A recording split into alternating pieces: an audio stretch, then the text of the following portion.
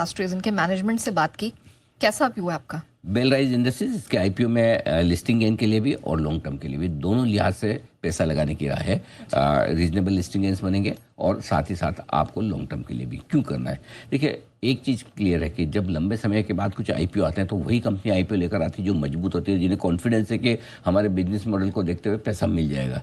नहीं तो जो होता है ना भेड़ चाल में, जब तेजी में सारे आईपीओ आ रहे हैं, कुछ भी खुल रहा है, हर एक अच्छे हो खराब हो सबको रेस्पॉन्स बहुत मिल जाता है, कुछ भी लिस्टिंग हो जाती है, वैसा माहौल नहीं है। इस वक्त प्रमोटर को भी चाहिए बड़ी हिम्मत, मर्चेंट बैंकर को भी चाहिए हिम्मत कि भाई इस तरह के माहौल में आईपीओ बनेगा ना, और वो तभी बढ़ता है जब बहुत मजबूत प्रमोटर हो, अच्छा बिजनेस हो। और इसमें पॉजिटिव्स हैं वो काफ़ी ज़्यादा हैं।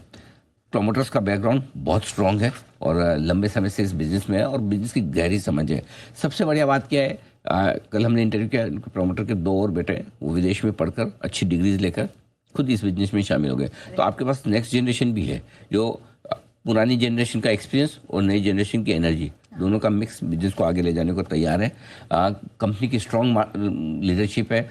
24% का मार्केट शेयर होना, यानी कि हर 4 टू व्हीलर में से एक में इनकी पार्ट्स लगना बड़ी चीज़ है। मजबूत मार्केट शेयर है, डाइवर्सिफाइड पोर्टफोलियो है और मल्टी लोकेशंस पे इनके प्लांट हैं जिससे इनको कॉस्ट एफिशिएंसी मिलती है।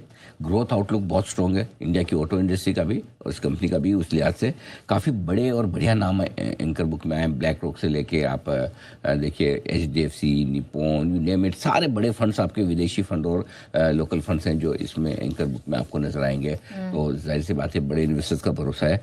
डेट रिडक्शन कर रहे हैं आईपीओ के। अच्छी बात एक और है कि आईपीओ का सारा पैसा कंपनी में जा रहा है, ऑफर फॉर सेल नहीं, प्रमोटर नहीं बेच के भाग रहे हैं। ये भी एक अच्छा संकेत है। और वो पैसा जो जा रहा है उससे कर्ज कम होगा और कर्ज कम होने से ही आपकी प्रॉफिटेबिलिटी और इम्प्रूव हो जाएगी। अभी भी प्रॉफिटेबल है, कैश फ्लो पॉजिटिव है, फाइनेंशियल बहुत स्ट्रांग है, उसमें कोई डाउट नहीं।